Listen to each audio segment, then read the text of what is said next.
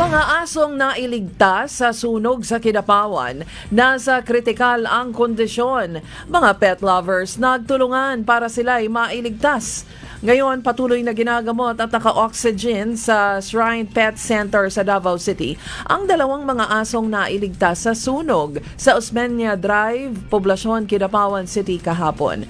Ang mga kinabibilangan ng mga nabiktima sa sunog ay isang pug at Shih Tzu. Nagmagandang loob ang Pet Avenue Rescue Group na nakabase sa Davao City na tulungan at bigyan ng extensive medication ang mga aso matapos na makita nila ang Facebook post ng DXND Radio Bida. Under observation ang kalagayan ng mga aso habang naka-oxygen dahil matindi ang carbon dioxide na nalanghap nila sa sunog. Unang nagbigay ng first aid ang Thurpees Veterinary Clinic sa Kidapawan.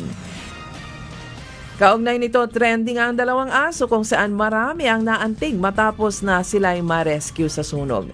Nabatid ito na isang aso ang napatay habang dalawang pusa naman ang nailigtas.